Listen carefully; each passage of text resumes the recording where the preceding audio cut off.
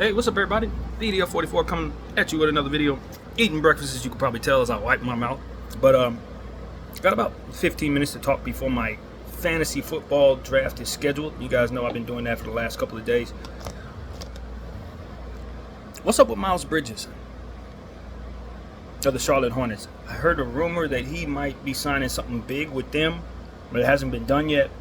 I know they were supposed to be a part of the Klay trade. I think that did get done. As a matter of fact, Klay Thompson is now officially a Maverick. 2 second-round picks go from Golden State. I told y'all Golden State didn't want to take on any extra salary. So they took on 2 second-round picks for Klay Thompson. And then, of course, Josh Green goes to Charlotte.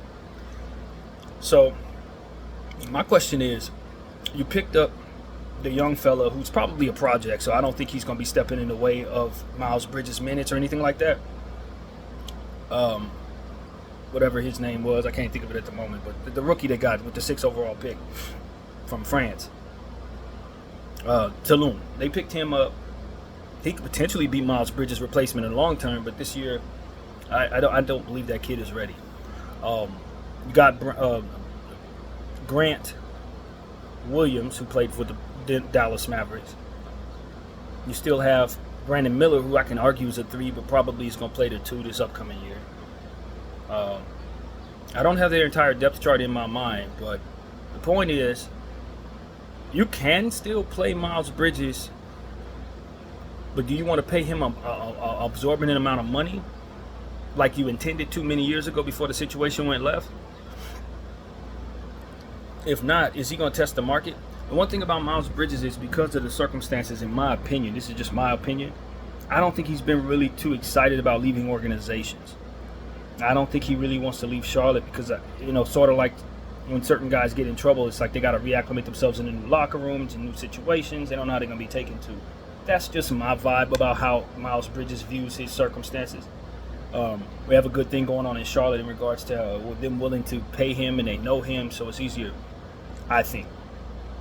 But at some point in time, Charlotte's going to have to understand that they haven't really been going anywhere. With the moves that they've been making, they haven't really gotten off the ground as a franchise. They still hover around 33 wins a season.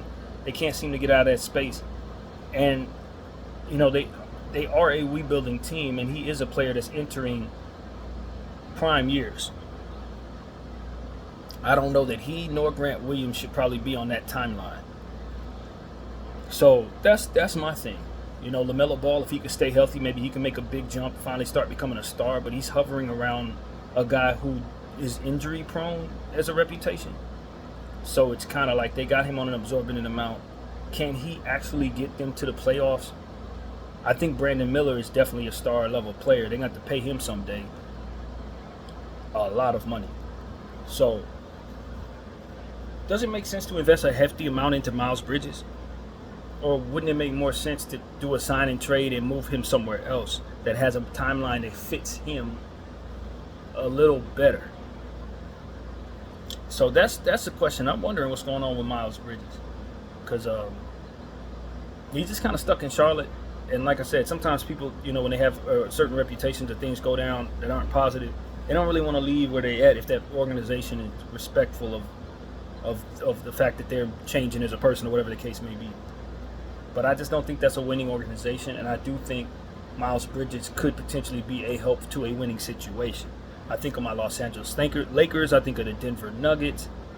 I think of Steph Curry and Golden State. Now they need to do something, anything that will help their team. I heard they're trying to go after Larry Markkinen, and they're going to have to throw away all their picks in order to do that. And given the fact that they have a young core that they don't want to relinquish, giving away picks doesn't really make any sense for the dual timelines that they're on. I don't know that they're going to trade Steph Curry, so they're kind of in a weird spot. They could use a player like Miles Bridges to bridge the gap, no pun intended. So for me, I'm just wondering, what's up with Miles Bridges? Is he going to re-sign with the Charlotte Hornets? Is there any traction to the rumors that he's going to sign a long deal with them? Or is he going to be a guy who's still going to be struggling in the market? Now, one thing that you have to worry about is if you do sign him to a deal and then try to move him, will it be a struggle in the market to move him? The Lakers are running into that right now with D'Angelo Russell. Now, Miles Bridges, I feel is probably more effective basketball player than D'Angelo Russell. Likely going to be able to help you more so in more situations than D'Angelo, who's a tricky fit depending on the circumstance. But all in all, I think a lot of what hurt D'Lo is the reputation that he gained with the situation that took place when he was a kid here in that Laker uniform with Nick Young. So I just think that the market's been really kind of a reflection of how it is when you have a reputation that the NBA probably ain't going to benefit from, and could be potentially hard to move. Essentially, what I'm saying, if you sign him to a big deal or even a decent one, as the Lakers are finding out with D'Lo. So Miles Bridges obviously has a worse reputation for much more serious reasons, and it might be a risk for some of those win now teams to bring him in. If it doesn't work out, they might not be able to move him.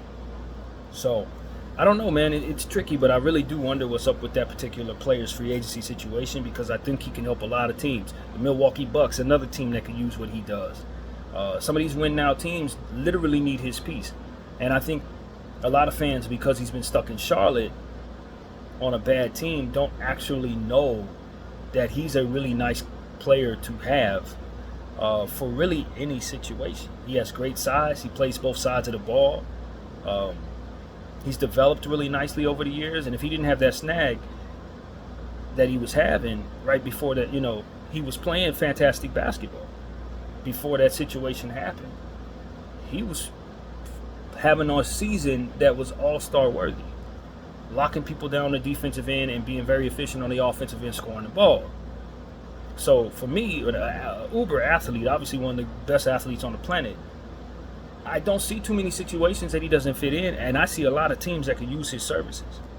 So what's up with Miles Bridges? Is he going to sign back with the Charlotte Hornets? Does he realize his basketball worth? The market worth isn't great, but his basketball worth on a team that needs to win is sky high, man.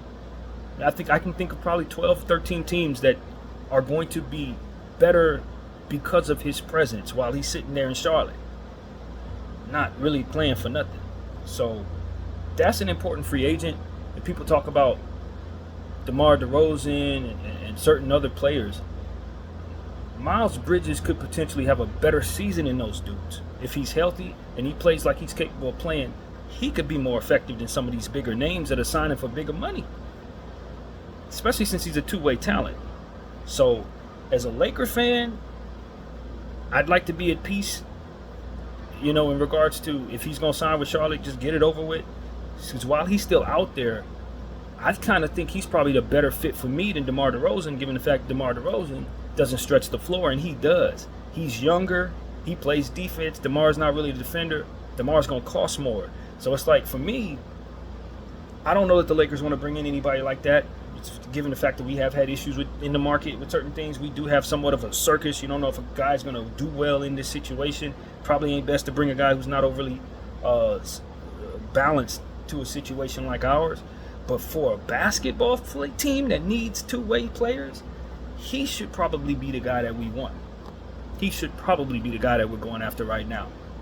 So that's really what I want to say. I don't know what's up with Miles Bridges, but if he landed on my team, I'd be absolutely ecstatic. And I think he's the exact type of talent that could help us get over this hump in regards to kind of balancing out what's coming up with teams getting better in the West and us not making moves. I don't know that DeMar DeRozan can't help a lot. Jeremy Grant is definitely somebody I'd want as well.